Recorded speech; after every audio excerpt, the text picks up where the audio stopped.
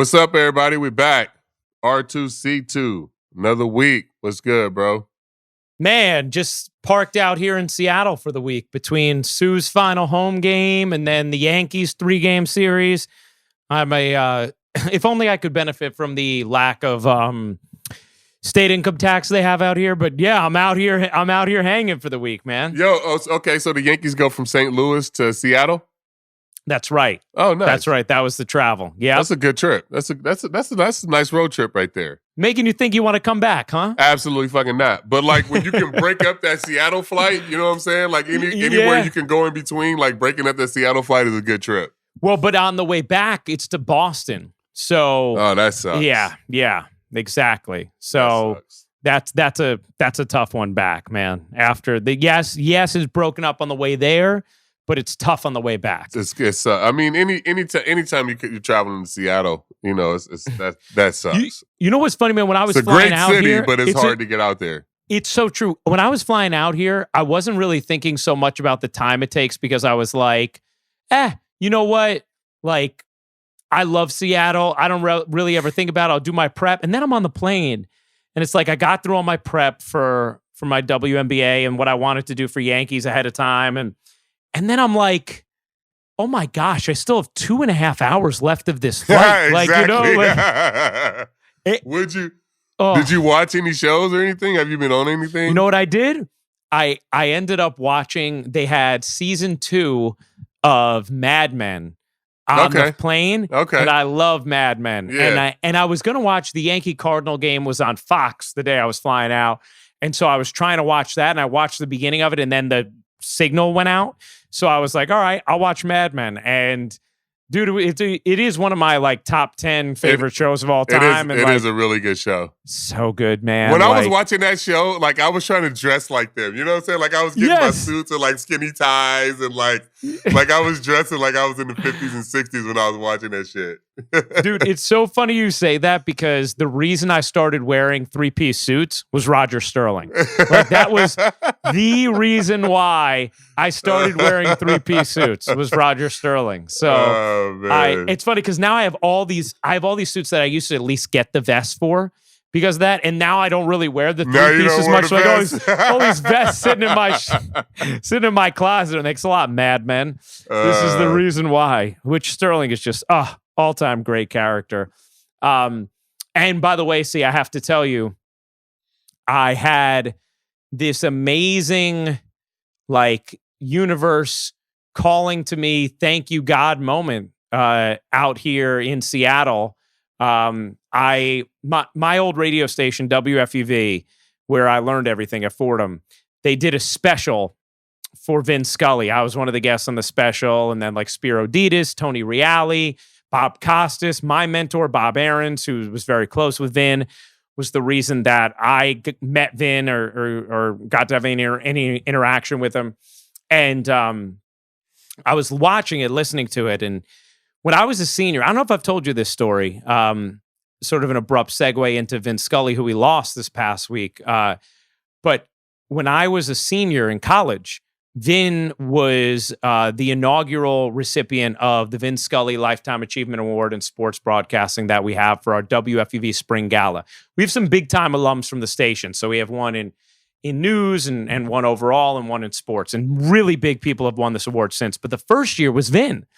And I was a senior at Fordham. And I was like our lead play-by-play guy, right? So my mentor, Bob Aarons, has me be the sort of like usher for Vin for the night. So I got to spend the whole night with Vin. And, you know, he was already 80 years old, I guess, at the time, maybe 81. And so he did a bunch of the cocktail hour stuff, saying hi to everybody. But at one point he wanted to, you know, get away. So he's like, Ryan, come over here. Let's get away from the crowd. And I sit down on a bank of couches, and it was just me and Vin talking for 45 minutes, just the two of us, because I was like helping him get away from it. Yeah, it was amazing. And from that night, you know, there's a lot of different things he told me that was so meaningful to me and memorable that I can get into. But I had a picture. We took a picture together, me, him, my mentor, Bob Aarons, and then another one of my classmates and friends to this day, Brian Clark, who's in the business. And it was, you know, one of my most treasured pictures. And I had printed it out and put it somewhere and whatever, because it was 2008. You're still printing out pictures, you know? Absolutely. And a few years ago, I'm like, where's that photo? And I thought it was in a specific album from my senior year of college, and I could not find it. And then I thought it was in another album, and I could not find it. And then someone had maybe a photo book from that year, and it wasn't in there. And I was like, what the heck? So I emailed my mentor, Bob, and I was like, Bob, do you have the photo of me, you, and Vin, like from, that night, the inaugural gala? And he was like, oh, I must. He can't find it. So I've just assumed it's lost for years now, years. And I'm listening to this special that FEV put on, which I would highly recommend checking out for anyone who wants to learn more about Vin and hear some great stories about him.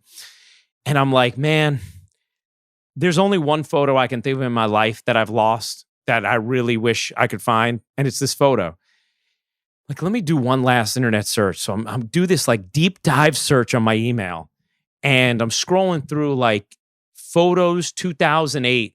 And I find the photo of me and Vin, man. Nice. I find the photo. So I'll post it on my Instagram so people could see it. But dude, it was just like I almost was in tears because this is like, this is like a photo of with me and the greatest broadcaster of all time. For me, that's, right? Like there's no, and it's like now, obviously, I wouldn't have that opportunity. And to find it, man, it was just like the biggest uplifter in my mood. Just amazing, man. That's incredible. That's sick. Did you pay attention at all? Like when you played the Dodgers, did you know like, oh, Vin Scully's here? Oh yeah, absolutely. And I got a chance to meet him a couple times. I think the time when I was with Cleveland in 2007, it would have been 2008. We went there and I got a chance to meet him. And then 1 year in the off season, I saw him in Vegas and got a chance to chat with him. So, I had some good conversations with him. It was good. What's the most memorable part of that for you? See, whether it's something you said or just the way. Yeah. Well, no, for me, I mean, he called that home run that I hit in Dodger Stadium. Oh, so that was pretty cool. Wow, dude, that's right. Oh my gosh, do you remember what he said? I don't. I don't. I would have to go look it up. Yeah, I'm sure Atta is going to put a clip to it here anyway, so we'll be able to hear Vin Scully's call of your home run. Because you had what, 3 career home runs? Yeah, 3. Two that year though. 1 in Dodger Stadium. So how cool is that, dude? That one of your 3 career home runs was called by Vin Scully. Yeah, right. It's crazy.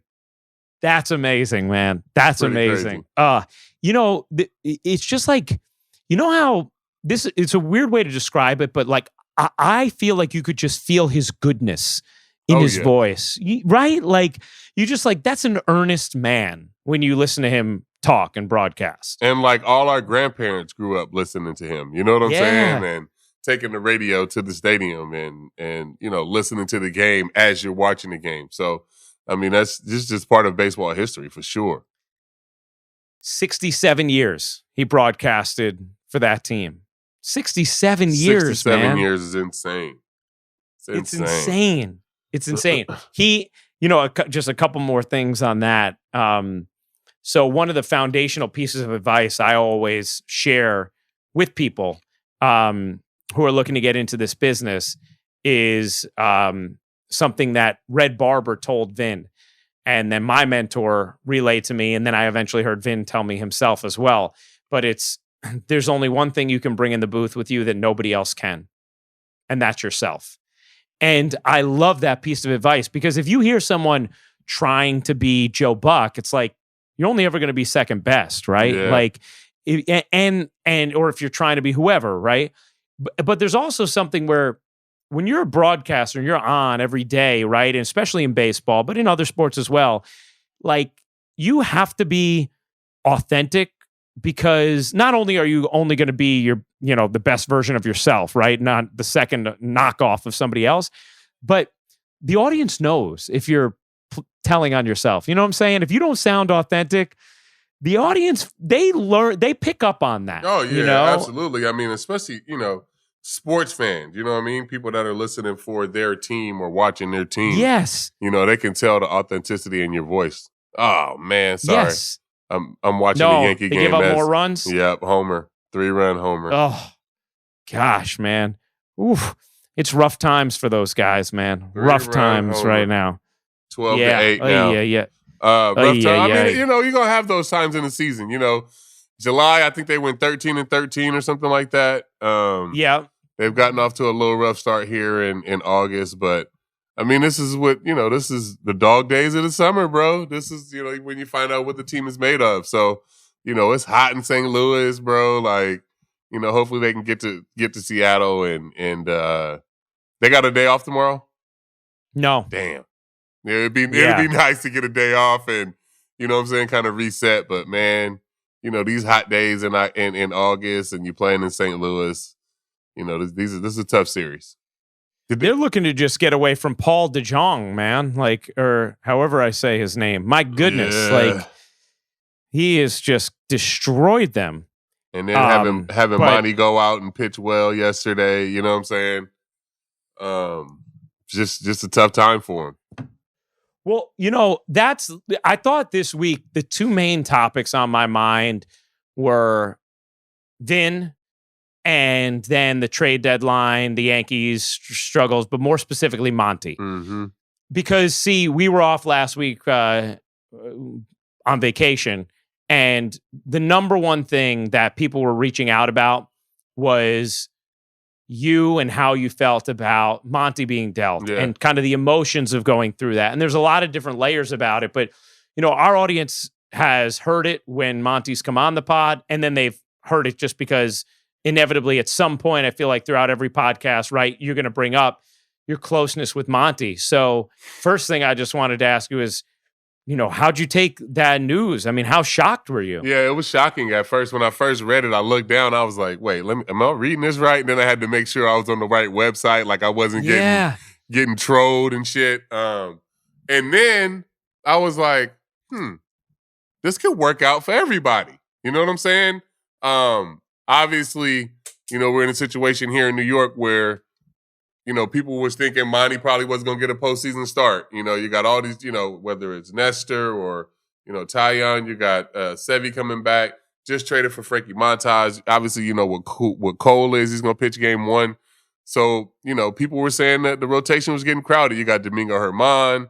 And I started to think like, Monty can settle in St. Louis. This could be a spot that he can play for the next 10 to 12 years. You know what I'm saying? Mm-hmm. Like, so after I got a chance to like digest everything, I was like, all right. I mean, it sucks that, Monty didn't get a chance to play one place his whole career. I know how hard that can be. I know how emotional I'm sure he was because nobody even expected that. I think this happened, 5 minutes before the deadline. And I'm sure, other GMs probably called Cash and was like, if I would have known Monty was available, I would have probably gave you. You know what I'm saying? Like it would more than an injured outfielder. You could have probably got, but maybe Bader was somebody who they were, targeting to maybe get and play defensive center fielder. So, like I said, I just now that I'm sitting here, I think it can work out for everybody, man. I'm really excited for Monty. I'm super excited for Monty to go to that Cardinals organization. It's another historic organization. He's got Waino there to help him get adjusted. He's got Molina there.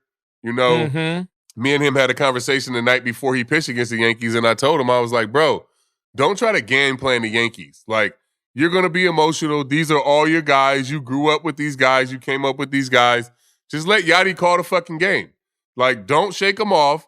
Let them call the game, and you go out, and then y'all can collaborate from there. You know what I'm saying? But, like, you trying to go out and, game plan the Yankees in your first start as a Cardinal, you know what I mean? Like, it's just an uncomfortable feeling. I had the same thing. My first start in Yankee Stadium as a Yankee was against the Indians.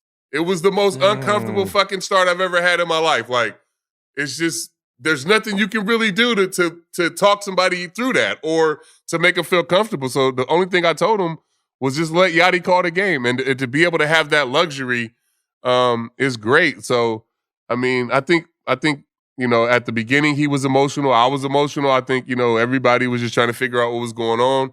But in the wake of it, I think it could be great for him personally. And, I hope it turns out good for the Yankees. It's interesting because my biggest thing is like, I wonder if the Yankees thought that they were all, because they were apparently in on Pablo Lopez from the Marlins. Mm-hmm. There's a part of me that wonders, like, did they think they were getting Lopez, and then Monty was more expendable, and then all of a sudden the Marlins pulled out the rug? And what something. Universe is a 6'6" lefty, 230 pounds, like that can throw 200 innings? What universe is that person expendable? You know what I'm saying? I know. Like, but I don't care who you trade for. Like, like for me, like I just but maybe I'm biased though. You know what I'm saying? No, but I think that's fair, man. I think that's totally fair, and I think that I think that's very fair. I think it's very fair to have that thought. I looked at it and I think Monty still, while not maybe taking the leap to excellence that we have expected him or thought he's capable of, he still is consistent enough that I trust him. Like, even his rough outings aren't so rough. Yes. Like, we don't see Monty do what we've been seeing happen to Tyone. I mean, heck, I got to tell you, Monty's outings aren't as rough as Garrett Cole's rough outings. And the thing about Monty is that he gets zero run support, right? So when he's pitching great, you can't really tell if he's pitching great because he don't get the win. You know what I'm saying? Like, if he goes 3 or 4 starts in a row where he goes 6, 7 innings, 8 innings, 6 innings, like, he won't get the wins in those starts. You know what I'm saying? Yeah. He'll get no decisions in those starts, and then it's like, oh, well, he ain't won a game in 2 months. Well, he just had a start of 4 fucking stretch. He just had a stretch of 4 straight starts where he went deep into the game, gave a team a chance to win, but didn't get the win. You know what I'm saying? So and look, I understand the premise where the Yankees are saying they're looking ahead to October and they're saying, what is going to be a bigger need for us? Jordan Montgomery, who, if we're not sure is going to get a start, or a guy who we think could start in center field and make a huge impact defensively, and an area where they're short, right? Like, no matter what, if you look at all the metrics for their defense, the one area where they've been down this year is center field. And they also don't want to have to run like a great center field. I thought he was playing a good center field too, but I think they don't want to have to run him out there in center field, all that much, right? Because they want to save him a little bit in right and make sure he doesn't break down after he was starting to deal with some knick-knacky things. But so I understand where a great defensive center fielder could be a boon to this team. What I don't understand is why that costs Jordan Montgomery.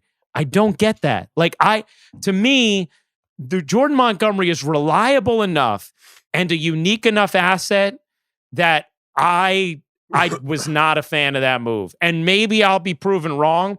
I loved what they did for Montas, and I love that they got him without giving up one of their top few prospects.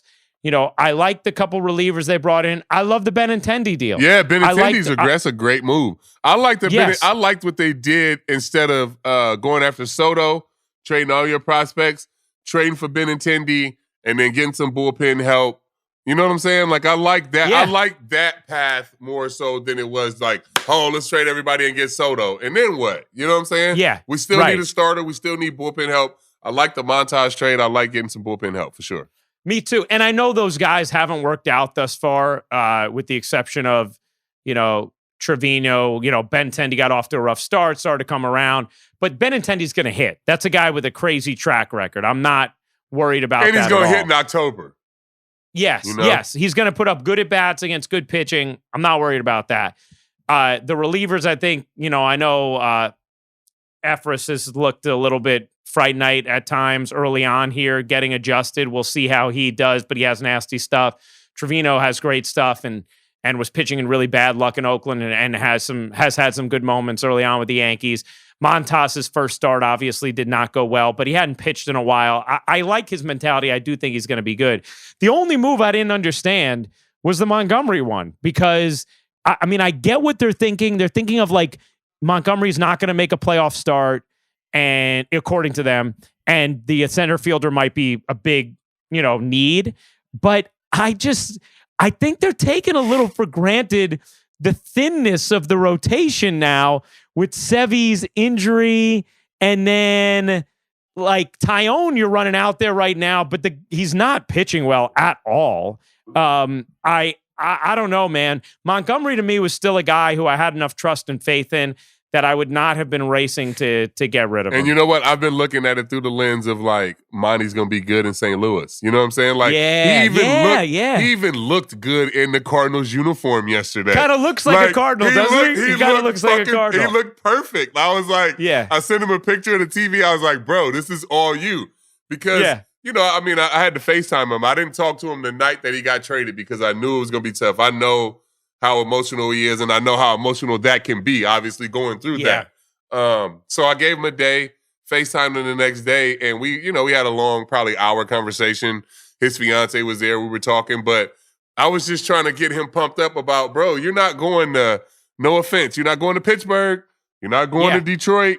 You're going to a historic franchise that's like, you're going to pitch in meaningful games, a lot of these years that if you can stay in St. Louis, like, you're gonna have years where you're gonna be fighting for a World Series, just like you would in New York. So, don't look at this as a demotion.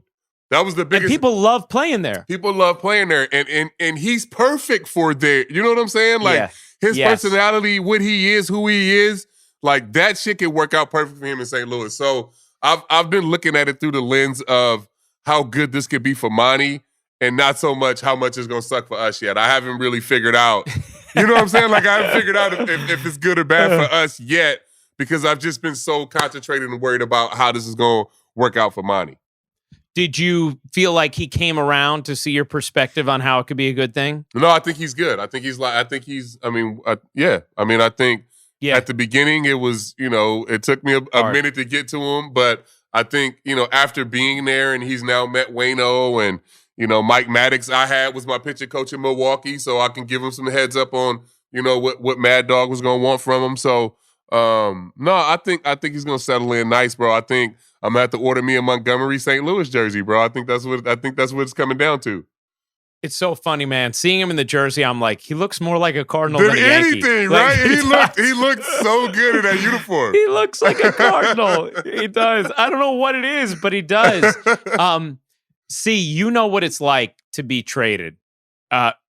What is, and you had a ton of rumors around you being dealt. Like, you kind of knew it was going to happen, and it was still hard for you. Yeah. Can you imagine what it would be like if you had no inkling whatsoever that you were going to be dealt, and then you found out minutes before the deadline? Man, I couldn't even imagine what that's like, bro. Like, and I mean, you got to know Monty's personality too. You know what I'm saying? Like, he's looking at the trade deadline, not even assuming he's not even thinking about himself getting traded at all. You know what I'm saying? His fiance's just got to New York.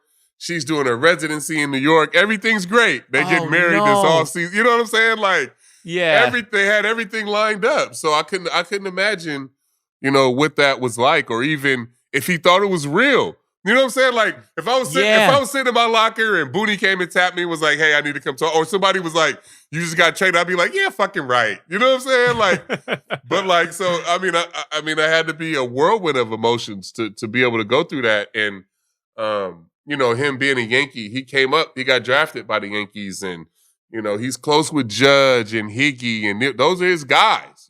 So no, I mean, I had to be fucking awful. It had to be, and it had to be awful for the rest of the guys too.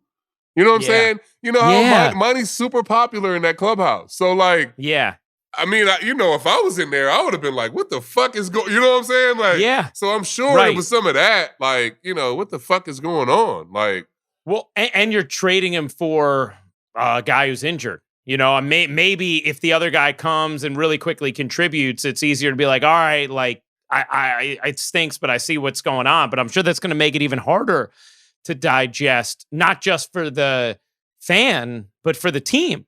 To say like, whoa, why isn't this guy here when we don't have anything to show for? How long is Bader out? How long is Bader going to be out? He's supposed to come back sometime in September. Oh, okay. But that's like a roll of the dice, Like, that's why, see, I have no knowledge of this whatsoever. None.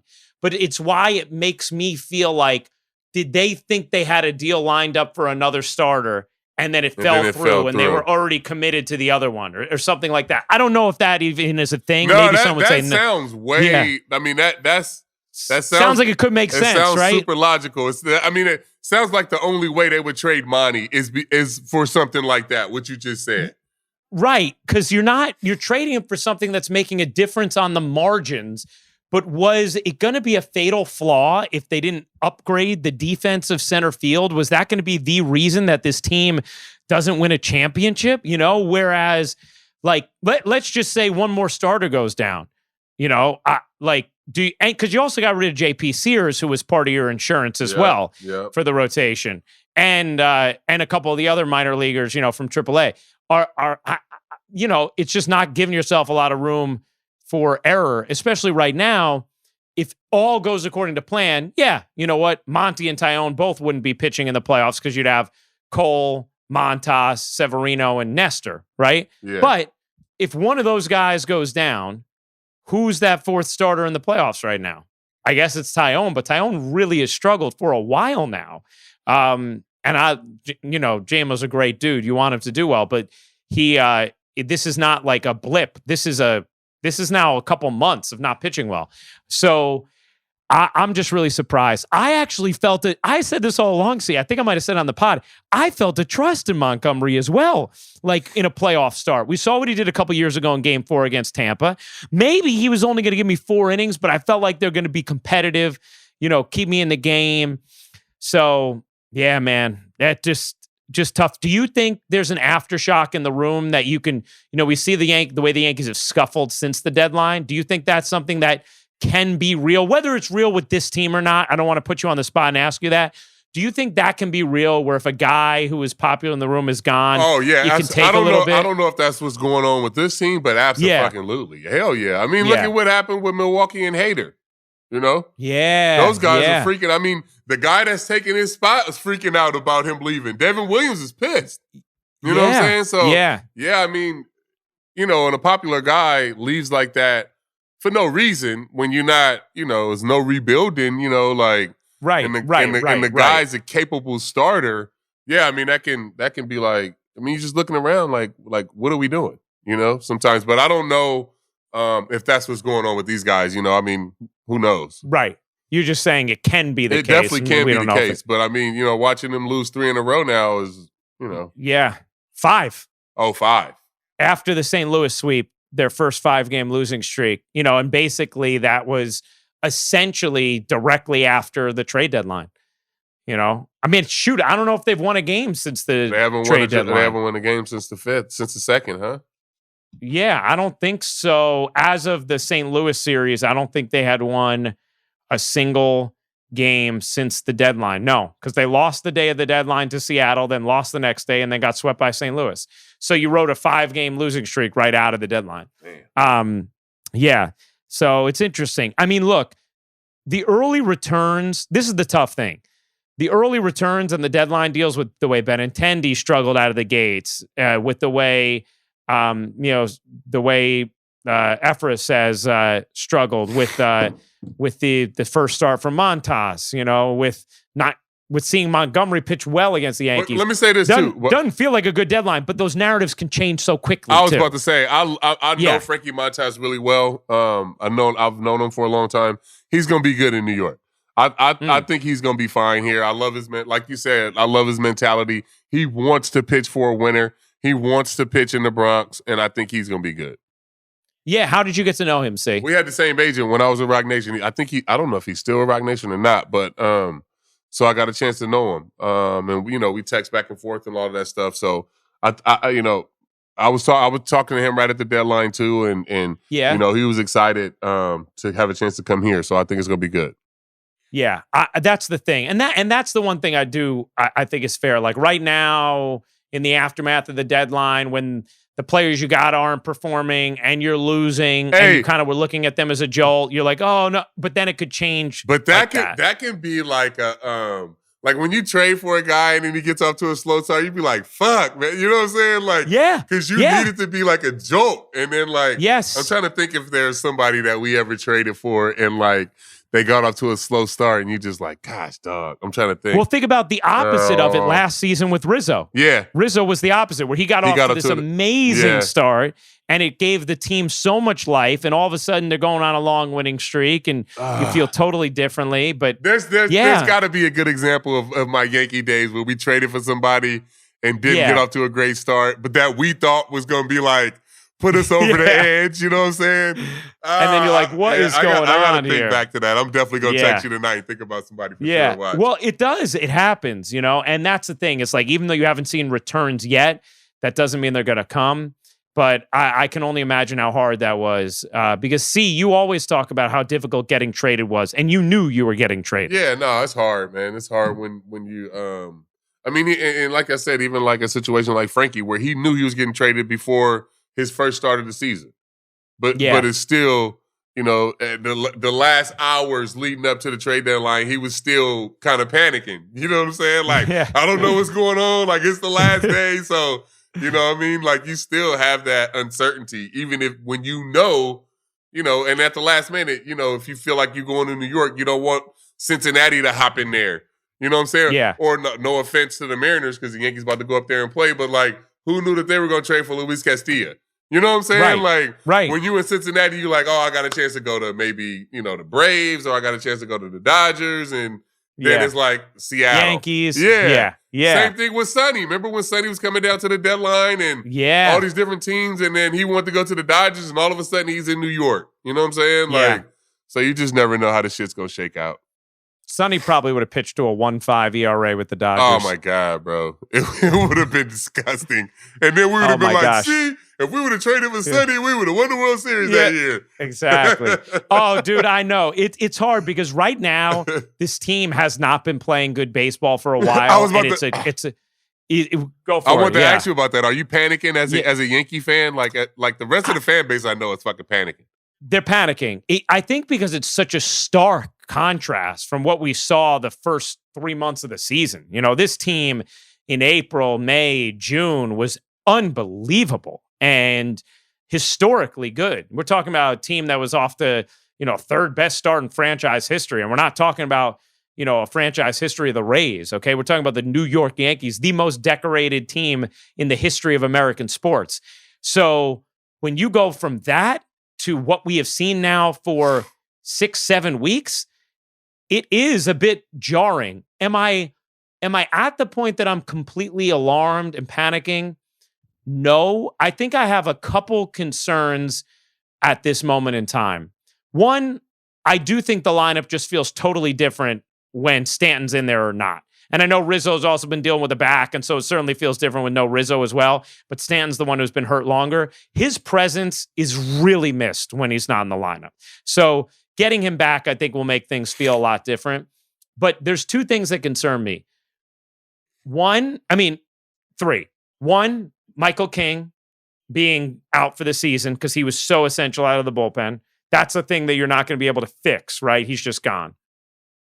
Two, the way Clay Holmes has looked lately, because that was a guy who was automatic, but he doesn't have a long enough track record for you to say like, oh, he's just going through it a little bit, like relievers are volatile. We see that time and time again.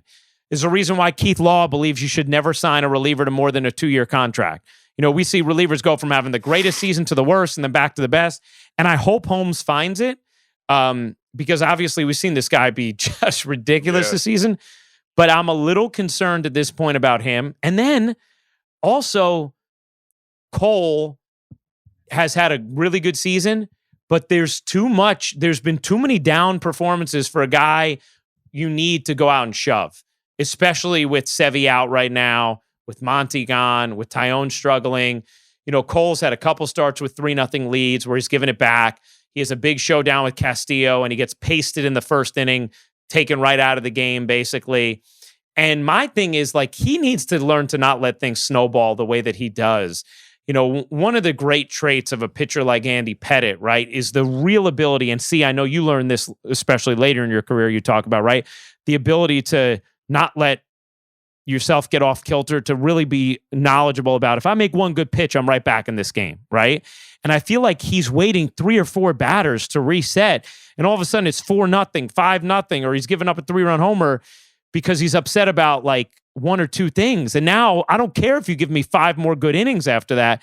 You need to kind of recenter quicker. And so when I think about aces in the league right now, like, you need Cole to pitch like a Scherzer or a DeGrom or a Alcantara or whoever, and he is not pitching on that level. He's still been really good with a few of these blips, but I think they need him to be truly great to win, and so he's going to need to get a little more out of himself. You know what, bro?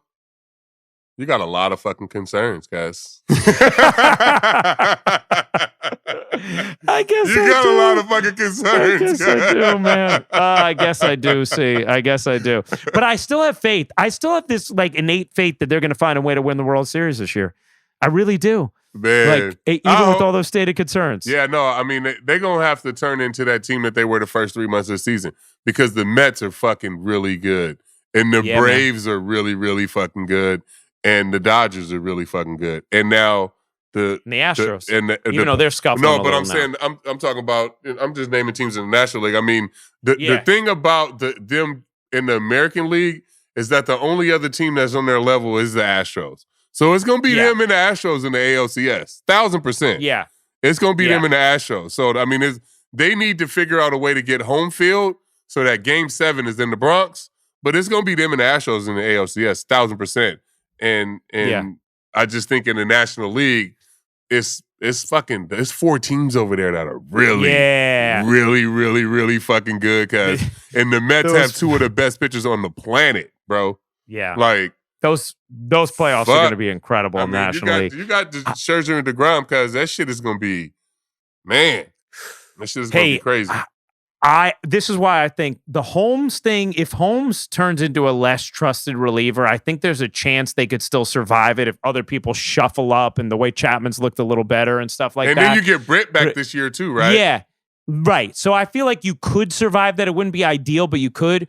You cannot survive Garrett Cole not being a guy who's going to go out and pitch great in October. Now, maybe he's going to have to be what you were in 2009. You know what? In the but playoffs. Like sometimes, like, that's not fair, man. I agree, it's not fair. But that's like, what it is. It's not fair for him to be like, and this is going to sound crazy, but like, get him some help, cuz like, if he don't go out and shove the Game 1, like if I didn't go out and shove in Game 1, that AJ was going to be right there. But then we really knew that Andy wasn't going to let us fucking lose the series. Yeah. You know what I'm saying? Like, he don't have, like, who's his guys, cuz? You know what I'm saying? Like, for as good as I pitched for those stretches when I was the ace, there was always somebody behind me that could fucking pick me up, though. You know what I'm saying? And does that make your job easier?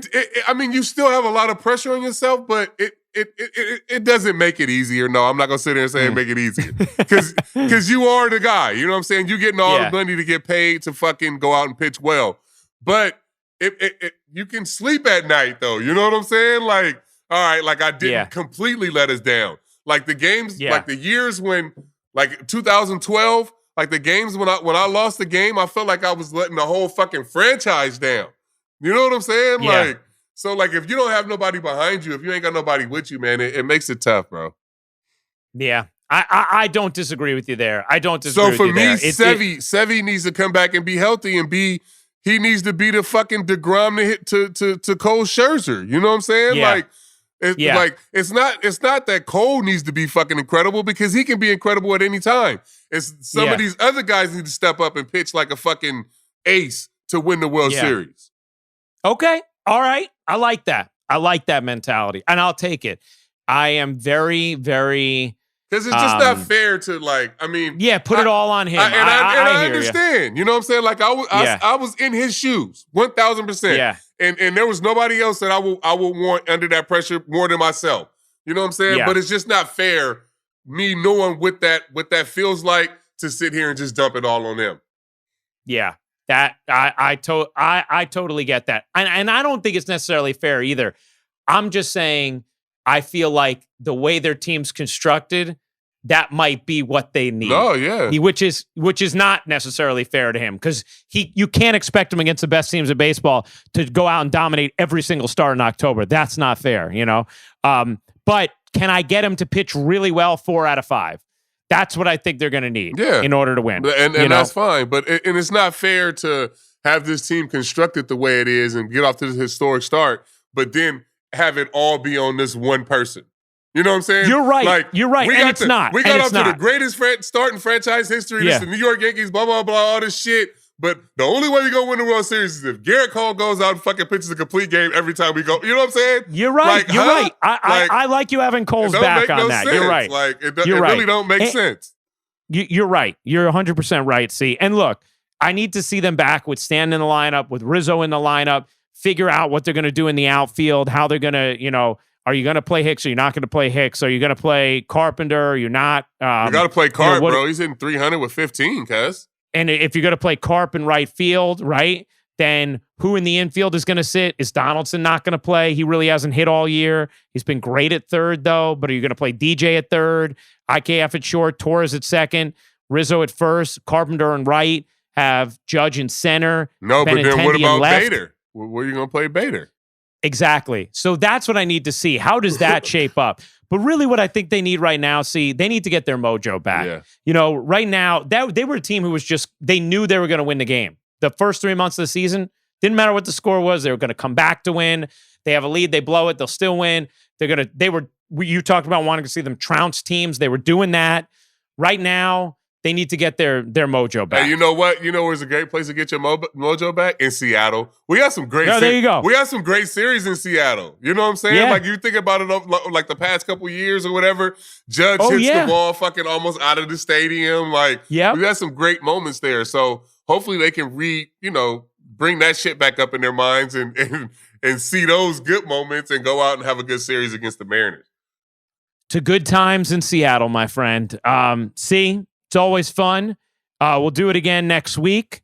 You'll be nice and refreshed from a little vacation, so enjoy yourself, man. Appreciate it. I'm all banged up, bro. I just played Hudson National today. I had to walk. I shot an 88 today, though, cuz. Wow, man. 88 at Hudson National, cuz. Your addiction is yielding fruit. I won't be able to walk for the next fucking 4 days. Like, I'm so old, dog. Like, well, then I hope you're going to be on a beach somewhere. No, I'm going to a ranch. I'm going to a ranch. Okay. Yeah. That's fun. Yeah, we haven't had all 6 of us together all summer. Lil C's been at summer school. Jaden's been at sleepaway camp. Carter's at sleepaway camp. So all 6 of us together for a last little final summer trip is going to be fun. Awesome, man. Well, you enjoy that. You guys know the deal. New episodes every Thursday, bonus episodes as well. Make sure you're following us on all your social channels at R2C2. And make sure you're following our YouTube page. Full episodes. Every episode is on YouTube. So make sure you're subscribed. Tell everybody you know. Maybe we'll do a subscriber giveaway sometime soon. It's just R2C2. Just search it on YouTube. See? Talk to you soon, my friend. Peace.